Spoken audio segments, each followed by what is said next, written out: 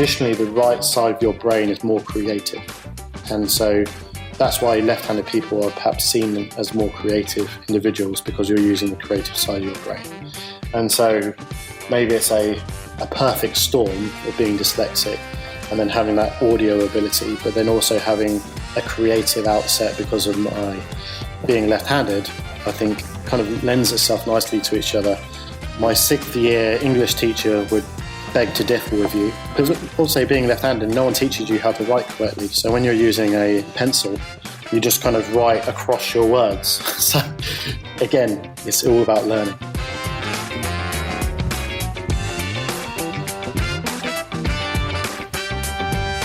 Hi friends, welcome to the Sales Enablement Podcast. I'm your host, Andy Paul. That was Rob Johnson. Rob's the Managing Director, Europe, for Onit, a leader in the enterprise legal management space. And Rob sent me one of the more interesting pitches to be a guest on this show. He said he wasn't trying to promote anything, he just wanted to talk about the challenges people face, sellers face, when they have dyslexia, and the challenges and opportunities it presents for sellers. So in this episode, Rob shares his story about how he developed into a top sales professional and a sales leader despite the burden of having dyslexia. So we dig into why his dyslexia actually helped Rob become a super outbound caller, a cold caller. You know, he found since writing was so hard, he wanted to do anything but write and send emails. And so he really possessed this, the opposite of call reluctance. We dive into his particular strengths besides cold calling that Rob has developed as a result of this learning disability. And we talk about 5 business strengths and advantages that research has found that dyslexics have, including enhanced problem-solving skills using nonlinear thinking and visualization, as well as they tend to have a higher emotional intelligence, it's super important for sales, with enhanced ability to read people and to get people on their side. So we're going to get into this and much, much more. But before we get to Rob, I want to remind you, subscribe to this podcast wherever you listen to it. And if you subscribe, we'd certainly appreciate it if you could also give us your feedback about how we're doing in the form of a review. So thank you. All right, let's jump into it. Robert, welcome to the show. Thank you very much for having me, Andy. Appreciate it. It's been my pleasure. So where have you been hiding out during the pandemic? Good question. When the pandemic first happened, funny enough, we had moved just into a new house, which probably on reflection wasn't a great time to buy a house in London, but we did. You mean the property values have dropped since then? They've fluctuated, but it's the added stress, right? Right. True. It didn't have an office space, so I moved into a garage. That was my first office. So thank goodness for 21st century technology. I pretty much had given all of my money to the local phone network for using my phone as a hotspot. But yeah, so I spent the first kind of couple of months in a garage. Thought that, right, I can't do this forever, because loads of meetings, and obviously everyone had to have their cameras on as it was the new norm. They kept on querying why I had a cool Soho brick wall behind me, and I shattered their dreams when I told them it was a shed. so I was there for a bit, and then because the company I work for, we are predominantly focused in North America, and I look after everything outside. We're all kind of we're remote workers here, and so I took some space in our local library. So in the local public library, local public library, correct? Yes. So we, as I'm sure you guys know, like in the 80s and 90s, public libraries had kind of computer labs, so big spaces where people, when computers obviously were the size of cars, sort of thing, which needed lots of space. We that space in the local libraries in our, I suppose, region have been converted into office space, and so it's hot desks, and they're cheap, they're efficient. It's 24-hour access, and the proceeds go back into the community. So it's kind of a bit of a win-win, really. And there's we can't escape this topic. Is there's a COVID protocol, so you go in, you feel safe, or they limit the number of people? Let's just say it's not the most glamorous of office space. Let's put it politely, and but it's functional, and the Wi-Fi is better than my phone hub. But yeah, so there is COVID, I suppose, protocols, and you can't stand without a mask, and we all have our English tea here as well, so I can only have so many cups without people getting a bit flinchy about me keep on going up and down. But that really is a first world problem. Yeah, I was going to say, but now, as we record this in early November, it's after the U.S. elections, but before Thanksgiving holiday, and UK is, I think, as of Thursday this week, actually the day we're recording this, aren't they shutting down?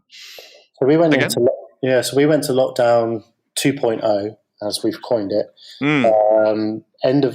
back end of last week. So we've been in for a week now, but as we were discussing offline, this time round the government thought it would be a good idea that children went to school still, which every parent in the land will forever kiss Boris Johnson's feet for. But it's one way to get votes.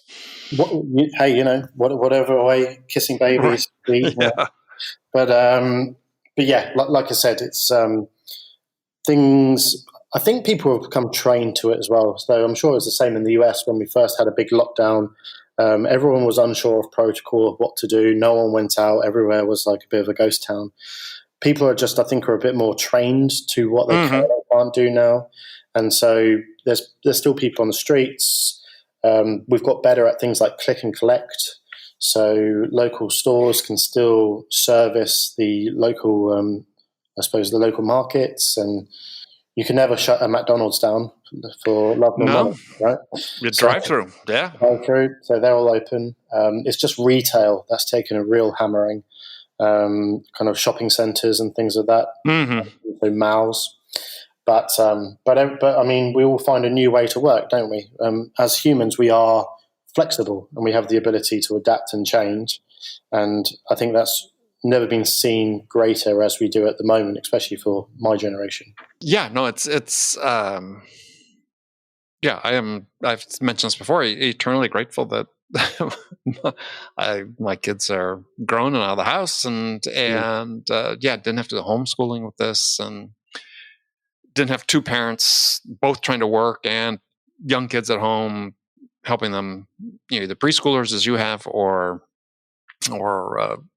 kids actually in school. Yeah, crazy challenges. So yeah. All right, well let's talk about, let's get into what you had. A very interesting email you sent to me, a guest pitch, which I get all the time, but this one really caught my eye because you said, hey, you weren't trying to promote anything other than sort of surface this issue of challenges people face when they have certain condition, in your case, dyslexia, and the challenges and opportunities that presents for them as sellers. And quite honestly, we hadn't dealt with that. We've dealt with other issues recently, like mental health and sales and so on. But I thought this, and we've had one other conversation about a couple of years ago with a guest with, he had ADD and talked about how that really became his superpower. So for you, has having dyslexia, has that really become your superpower? Ish. Okay. So I'm being British. Probably I really struggle with superlatives and things of that notion. So we can never. So what would you say in place of superpower? I'd say it gives me an advantage. Okay, it's probably a good thing to say. Yeah. So this actually all came around. We were on holiday, funnily enough, when you could still go do that this year. So we were in Spain, and I was listening to a couple of your podcasts when I was on the beach, and the girls were doing their thing. Okay. First of all, I'm sorry that you're listening to my podcast. Well, you should have been on the beach enjoying your girls. It's a bit of escapism. Yeah. But yes, I was having a listen, and I felt that a lot of there's lots of typical topics out there in the world around sales and working hard and being efficient, things of that notion. But people haven't really spoken about the elements of perhaps, and me coming from it from a dyslexic perspective, how that's affected my career so far. Now, in my email to you, I mentioned around there are final products of that. So you kind of have people like Richard Branson who talk around being dyslexic.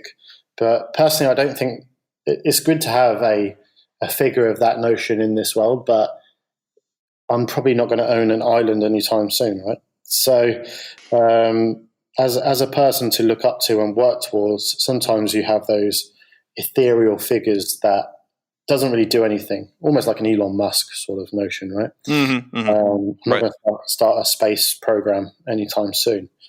But so I was very keen to perhaps have a bit more of a platform to talk around dyslexia and how that's affected me, certainly from a sales perspective I suppose I've been in professional career now for about 10, 12 years. So I'm 33. So I forgot how old I was the other day. So my wife very kindly reminded me instantly. But yes, and so it's a bit early to start forgetting your age, by the way. I know it's not a good sign. It's probably sales that's doing it to me, and the stress is just wait till you're my age. 44. So, yeah, 45. Yeah, perfect. Yeah, but yeah. So it gave me the opportunity to reflect and see how my career has progressed because of who I am rather than not who I'm not. Right. And dyslexia is an element of that. And this all came about a long time ago when my first job out of university was actually working in real estate or a estate agency. And they really drilled into kind of cold calling. So I was doing 250 calls a day, 6 days a week. Well, let's put a pin in that thought for a second, because let's go back and let's make sure people really understand what dyslexia is, and the challenges that it presents for any individual, let alone for sellers. So I'll let you handle that part. Yeah, of course. So dyslexia in its fundamental state is a challenge with the written word and things on paper in a traditional sense. So I could read something and completely misinterpret what's happening within that paragraph or sentence. Again, there's more traditional things around spelling. So even to this day, I couldn't tell you the difference between there, and there. And it's really kind of really standard things like that, which again, my wife kind of takes the mick out of me for a bit for, but it's just our jest. And it's really struggling with that kind of notion on how words are structured and the language behind it, and so that. So there's lots of sort of social cues that stem from that as well. Yeah, there's social cues. The ability to read people sometimes is slightly challenging as well, and basically, kind of the spoken word is something that you have to get more comfortable with, and effectively, once you get comfortable with the audio part of the world rather than the written world. Dyslexic people have the ability to excel because you effectively you thrive in other areas which aren't just those kind of traditional things.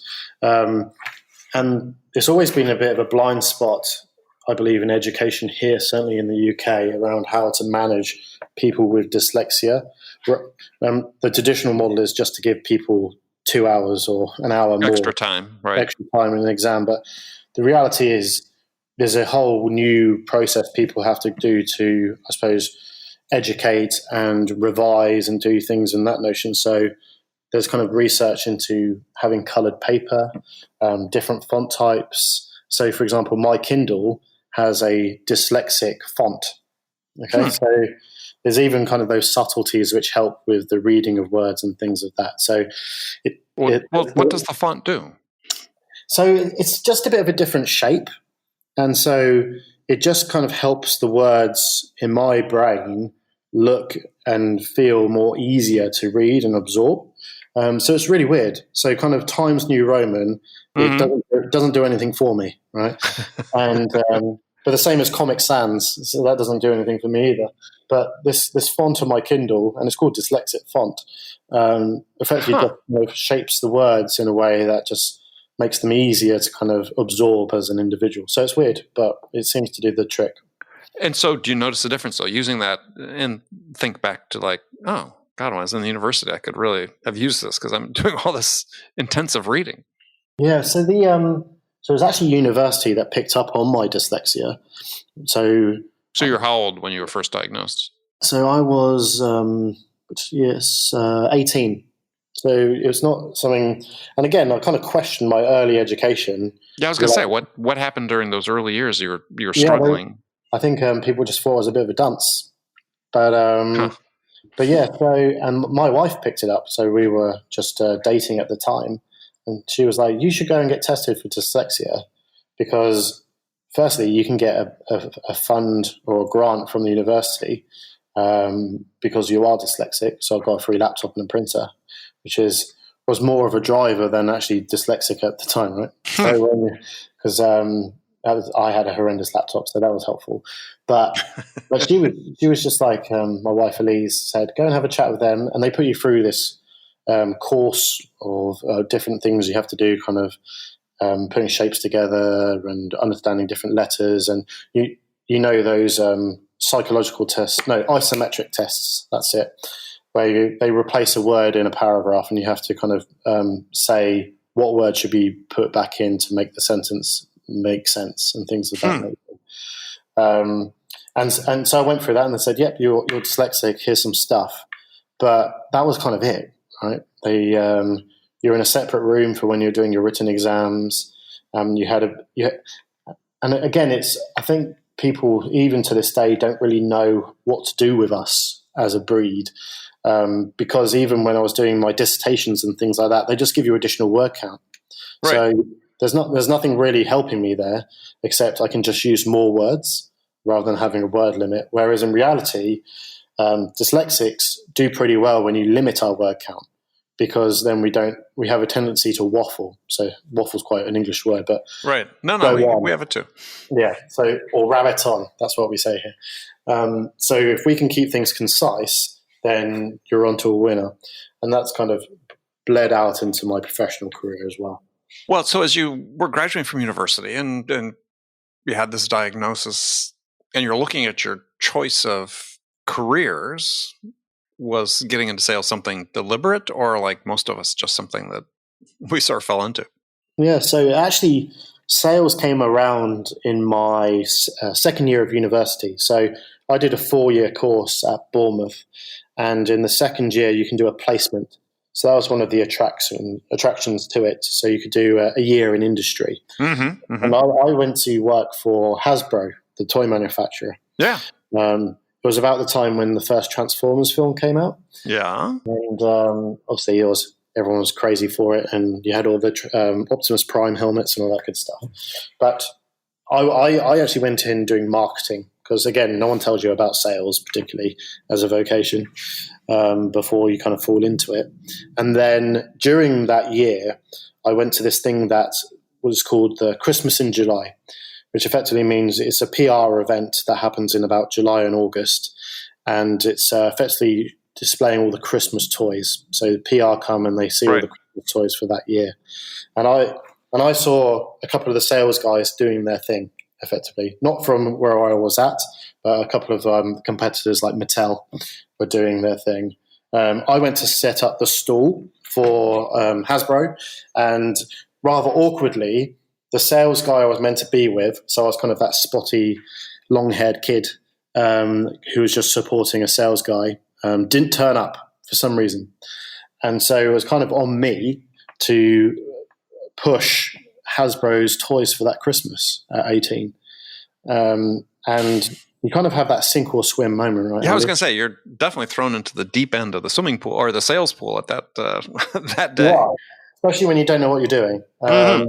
But I gave it lots of enthusiasm. I had about 11 coffees because I was nervous as hell. And we got through the day. And funny enough, the next day, rather sheepishly, the sales guy turned up with a bottle of Grey Goose to apologise.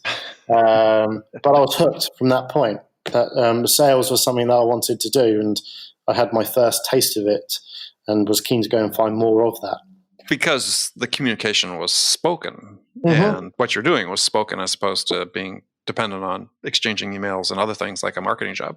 Exactly. So it was all about engaging people, discussions, conflict and resolution, but all kind of in person rather than email. And that kind of really spoke to me, because before, marketing and everything we were doing at university, so I was doing a degree which covered a variety of, I suppose, topics under business studies. Everything was heavy written, so it was all marketing, it was law, HR, things of that notion, but no sales, funnily enough. And that gave me the entrepreneurial bug to kind of go and push my career into sales, which then kind of moved into, once I graduated, I did okay. So as good as I could have done. So I got a 2.2, which is pretty average in the UK for a university degree. Mm-hmm. So I went and found a job where I could push my skills that I've kind of had a taste for in my second year of university. And so that was your real estate job. That was my real estate job. So that happened. And so tell us what you're doing, what the job was, and because, I mean, you've sent me information about it and so on, is and you just mentioned before, is you're making a ton of calls every day. Mm-hmm. So it was back in there was no technology to support. So you effectively had a big book, and then you had to call your way through pretty much kind of a private directory of people trying to get them to sell their house with the estate agent I was working with at the time. And we effectively got paid every time a house, or it's called an instruction here. It might be called something slightly different in the States, but effectively when a house goes onto the market, a listing, they call it here. A listing, right? Yeah. So every time you got a listing, I got a cut of just a kind of spot bonus for it.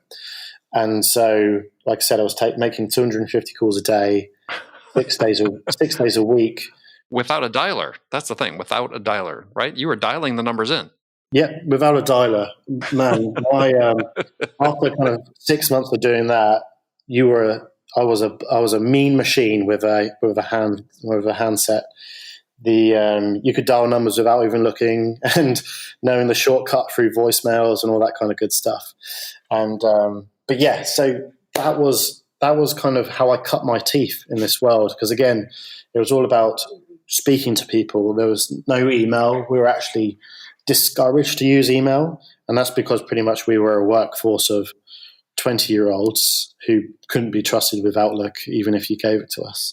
And we were just there to hammer the phones and get those listings going. So that's what my first job was, Andy. So for you, and I think this thing that's fascinating, it was almost like the opposite of call reluctance, because this was an environment for you suddenly where this felt natural. Yeah, it felt comfortable. So and again, it came down to two fundamentals: trying to work harder than anyone else, because that kind of gig is a pure numbers game. Mm-hmm, right? Mm-hmm. The more people you can get in front of and speak to, the more opportunity you have to kind of win a listing. And there's no negotiation around a contract that takes 6 months for a complicated piece of tech. It's literally, will you sell your house with me, yes or no? If the answer is no, thank you very much, and I'll speak to someone else. If the answer is yes, then great. So, and again, it's just that instant discussion, kind of understand their issues, try and address them within a couple of minutes and move on. So that was kind of the process. Well, I mean, was there anything you felt from having dyslexia that you felt gave you an advantage in that situation? I think it was just pure concern for writing an email. it boiled down to written communication. I've refused to do it. So some of my competitors, if you will, on the sales floor would write some emails and things like that. But I kind of thought, well, by the time it takes you to write an email, I could have tried to speak to 5 people, right? And so, and again, it's just one of those things. The more you do it, the more you get comfortable with it. Yeah. I remember making my first call to someone who kind of very politely told me to go away. And my hands were so sweaty after that, right? So, but you get used to it and you train yourself again. Yeah. Kind of how we were talking around, and you come, I suppose, a bit of an assassin in how to kind of deal with people and understanding how to come over their rejection straight off the bat, even if you're calling them at 7:30 at night, and things of that notion, and when to push and when not to push. And those, I think all that audio cues that perhaps are slightly heightened in me because of my dyslexia helped me read those signals quicker than perhaps some of the people that I was competing with on that floor. Yeah, in preparation for this is doing some reading on dyslexia, and yeah, there seemed to be some consensus among the various articles I read that the sort of they didn't always label it emotional intelligence, but sort of emotional intuition, I think was one of the articles called it, is this sense that sort of ability to read people, but maybe just being a heightened sensitivity to their feelings, maybe the intonation of their voices and so on, that you can use to your advantage. I think so. And it's interesting because I've been reading up on this type of thing more, certainly over the last couple of years, and it perhaps even ties into the fact that I'm left-handed as well. And people are querying that or raising an eyebrow. But it's because if you're left-handed, you use the right side of your brain. And if you're right-handed, you use the left side of your brain. And traditionally, the right side of your brain is more creative. And so that's why left-handed people are perhaps seen as more creative individuals, because you're using the creative side of your brain. And so maybe it's a perfect storm of being dyslexic and then having that audio ability, but then also having a creative outset because of my being left-handed. I think kind of lends itself nicely to each other. My 6th year English teacher would beg to differ with you because also being left-handed, no one teaches you how to write correctly. So when you're using a pencil, you just kind of write across your words. so it's again, it's all about learning. Right. So what was the path then out of the real estate sales into the tech world? It's I think the world can thank my wife, Elise, for it. So she there was only so many ways that she could tell our friends that I wasn't an estate agent. so she's like, you have to get a new job, Rob, because firstly, you can't work weekends because I want to see you. And secondly, real estate isn't the end all of it all. And so a recruiter called me up and was like, Rob, would you like to do something else? And I'd never really engaged with a recruiter before. So I was new to that, and LinkedIn was just kind of up and coming around that time. But they reached out, and I said, yes, sounds great. I'm keen to sell something a bit more complicated than what I'm doing now. And they said, would you like to sell M&A, so merger and acquisition data rooms? And I was like, what is a data room? And they said, we don't know. So I was like, that's a good start. Okay. Right. And at the time, I couldn't find anything on the internet about M&A data rooms, which effectively are just storage facilities for due diligence information for a transaction. And but I went to the interview. I met with a gentleman called Harry Gill, who became my first kind of proper sales manager. And he obviously liked me, saw something in me, and I was their first sales hire. Now, I'd gone from a world where, obviously, if you're dealing with 100 sales guys on a sales floor, everything's very regimented and almost military, to a place where I had freedom to do what I wanted to do. And I kind of fell back to where I cut my teeth, which was hitting the phones and not doing email.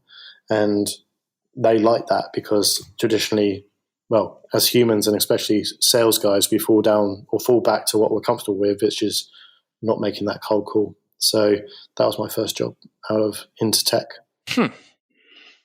And so did you have to disclose to Harry that, you're more comfortable with the spoken word versus the written word? Yeah, so I actually, as part of my job interview, it was interesting. I made them, and this might sound a bit bizarre now, I made them do a cold call with me. So I was trying to think of a way of how I could differentiate myself. Oh, I love that. From the other people that would probably applying for that job as well, right? Because they would probably have other tech or SaaS sales reps applying for that job. And I'd come from real estate. I hadn't really just selling listings. So I had to try and think of somewhere I can differentiate myself. And the best way I could think of that is, let me cold call you, Harry, and the CEO at the time. I pretend you're at Goldman Sachs or big investment bank, and I'm trying to pitch you a data room. And Even though you had no idea what it was. No idea what it was, but you only get one shot at this, so you might as well give it a go. And so I did, and they obviously liked the. It wasn't foolproof, and hopefully there's no recording of it anywhere. But it's kind of set their expectation for what I was prepared to do for the role, and I think sometimes people get too caught up in perfection. And just trying hard and giving things a go like that in interviews shows that, I suppose, your true colours rather than trying to put the wool over people's eyes. And so that's what I did to get that job. Well, and I think that's really fascinating, because I think that this is one of the questions that I have as you think about it, is certainly there's some not insignificant percentage of the population that has something like dyslexia or some other, what we might call, learning disabilities that present in a way that for candidates, they don't have sort of the classic academic achievement, at university, or as companies rely more and more on these assessment tests, whether they're personality assessments, and we're trying to divine where somebody has sales DNA or whatever they want to call it, is a dyslexic isn't going to test the same way, isn't going to present the same way. And yet, to your point, and again, what you read is because of the strength of the oral communications, which is not going away in sales anytime soon, is actually a great candidate, but on paper may not look like it. So this idea about how do you present yourself if you have dyslexia or ADD or something, that how do you present yourself to hiring managers? Yeah, it's tricky, isn't it? So you've got to. That's why I said to those guys, I've got to present to you some way of how I can differentiate myself from people.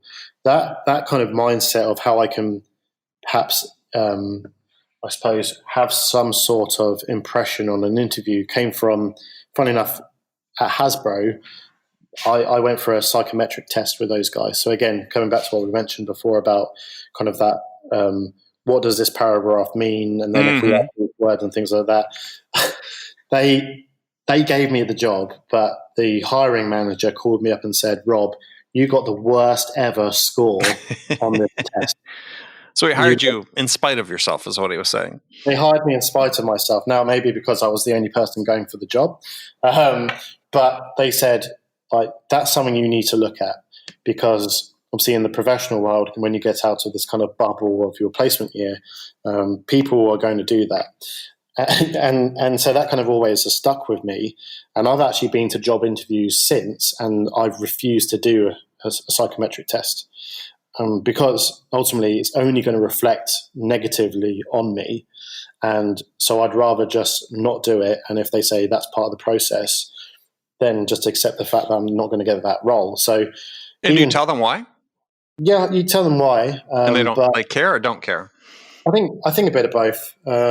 Like big corporates in the world, they're very much ones and zeros, right? So huge multinational organizations, they have a hiring program.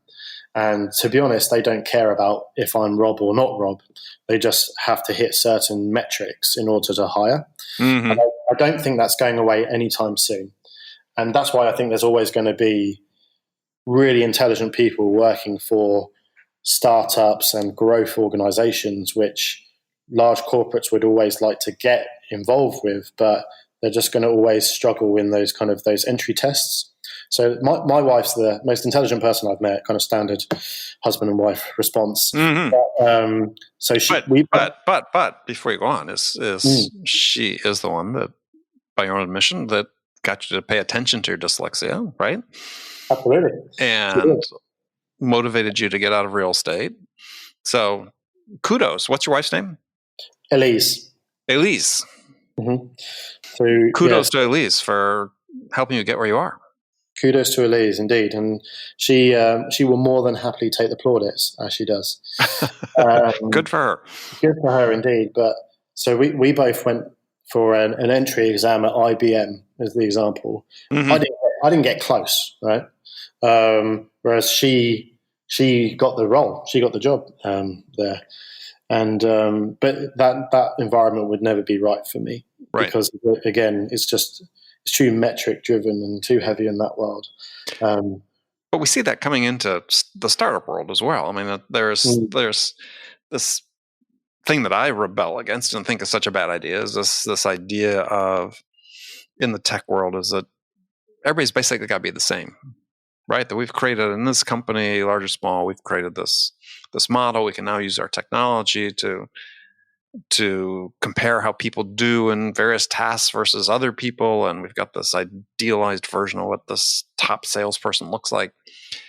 And the problem is, in my mind, is that it doesn't account for the people such as yourself that bring significant strengths differently to the job than what they're accustomed to seeing.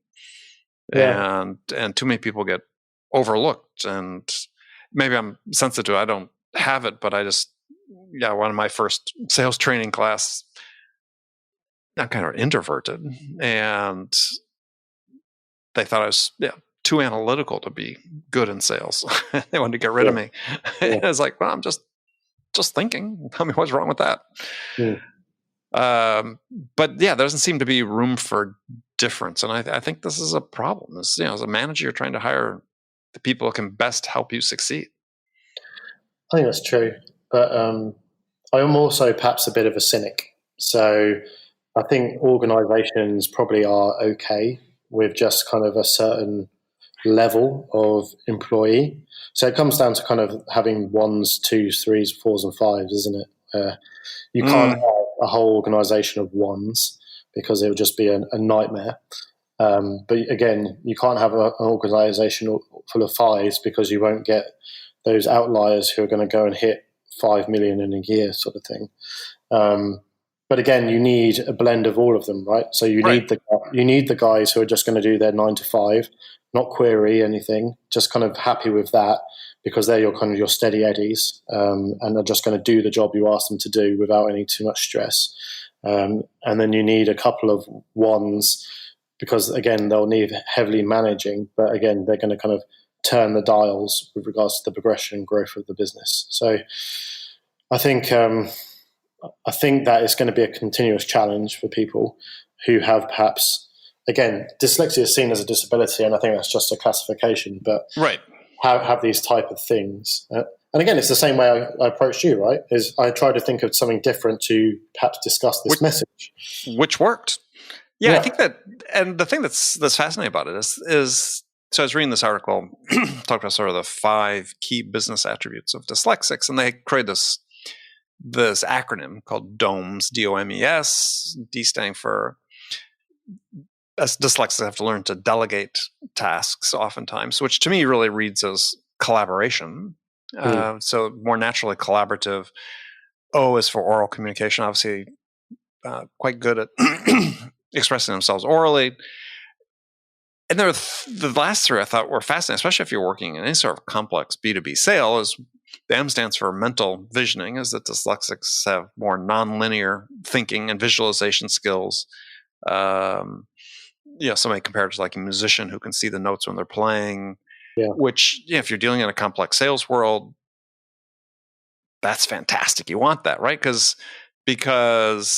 you're doing something creative. You're thinking about things outside the box. You're not heading down the same path, and because no 2 customers are alike, that's a strength. And E we talked about was for this emotional intuition, to be able to read people better, and the S was speed, because in this article was saying that people with dyslexia tend to constantly be turning things over in their mind, right? And think about things from many angles, so they see possibilities in situations that others don't, perhaps.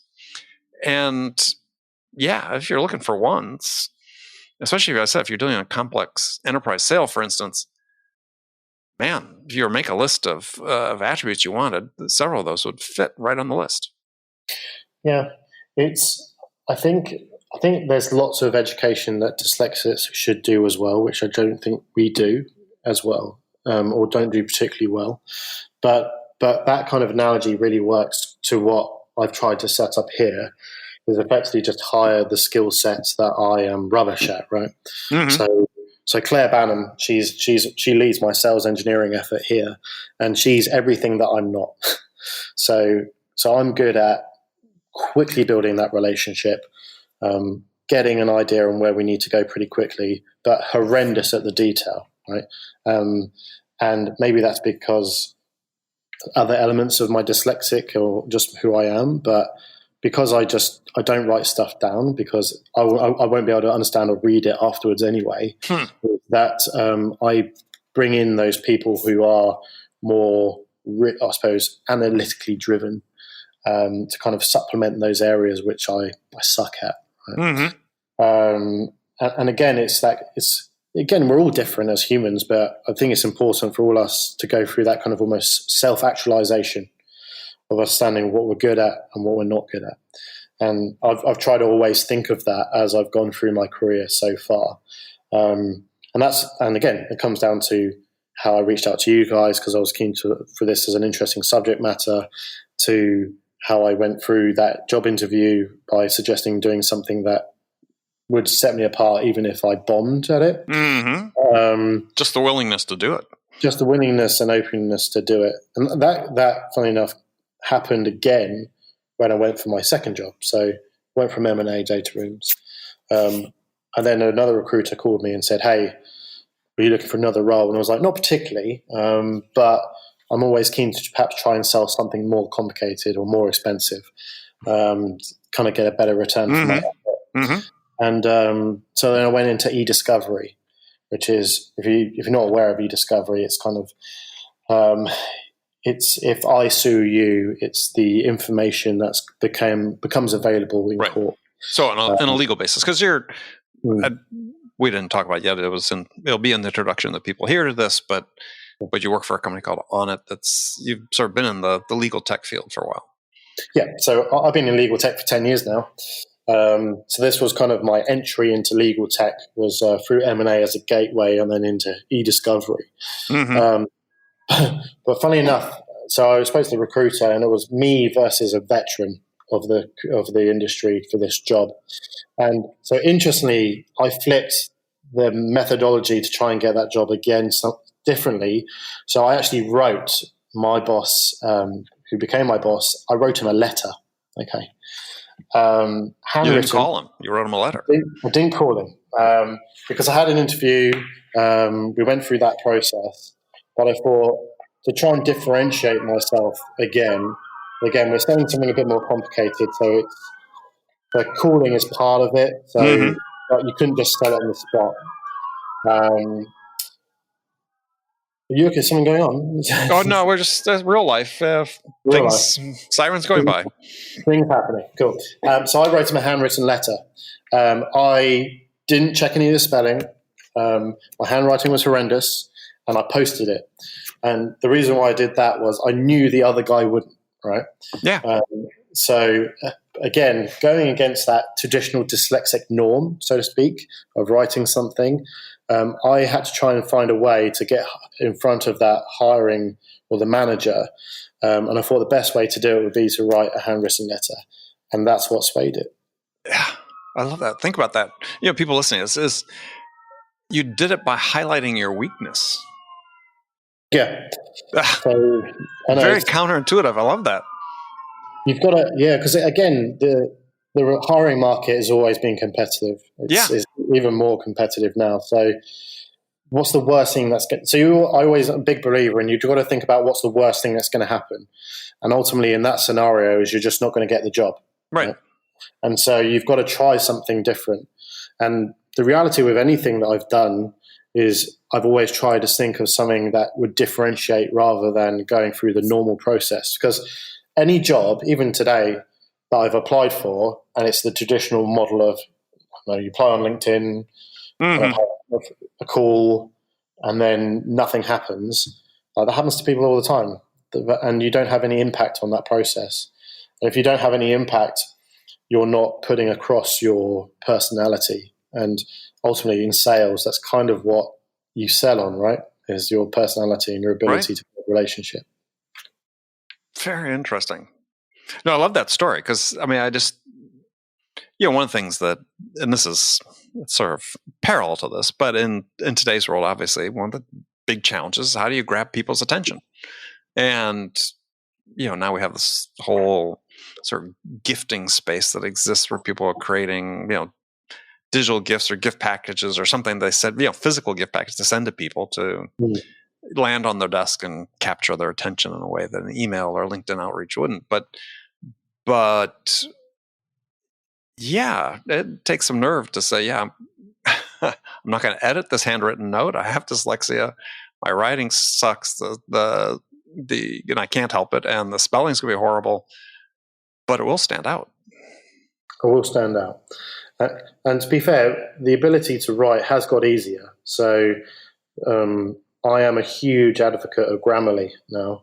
Oh, yeah. Have you come across that? Yeah. Oh, yeah. Yes. So because I sell complicated stuff now, I do have to write an email every now and then. You're selling into a profession that people are writing by definition. They're writers.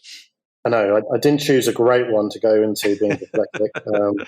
Being lawyers who they are, and they love the written word and all of its kind of subtle nuances, whereas that's not my game. So my process now typically is Grammarly is my first port of call, and then it probably goes to about 2 other people. So again, as you probably kind of have as I've come across, is I have no shame in asking for help. And so even though I lead our organization here, I get probably 2 other people or 3 other people in my organization to review my email and basically go slate it. Tell me what's wrong with it. I'm not going to take offense.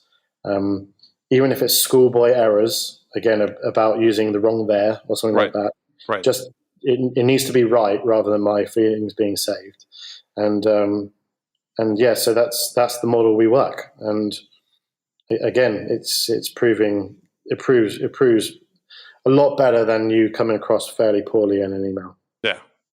Well, fascinating. Well, hey, Robert, I'm really glad you reached out. Unfortunately, we've run out of time, but if people want to, I don't know, do you have resources, people to learn about, dyslexia at all, or if somebody feels this is an issue, maybe they can reach out to you even and talk about it if they're in sales? Yeah, of course. So I'm on LinkedIn, Robert Johnson, Onit, Managing Director. If people want to reach out, have a chat. I've spoken to quite a few people in the past about who I am, what I do. I try and help. So I'm one of the alumni at my school, and we're beginning to have a couple of conversations with them around how we can improve almost 2 things. So improve the dyslexic process they have, but also sales awareness education as well. Because I don't know if it's the same in the States, but in the UK, it's non-existent.